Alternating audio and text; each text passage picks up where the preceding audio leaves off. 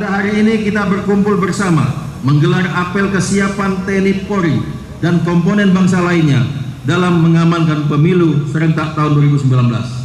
Kegiatan apel ini dilaksanakan secara serentak dan masif di seluruh wilayah Indonesia, baik itu tingkat provinsi maupun di tingkat kabupaten kota, dengan melibatkan prajurit TNI Polri dan komponen masyarakat lainnya.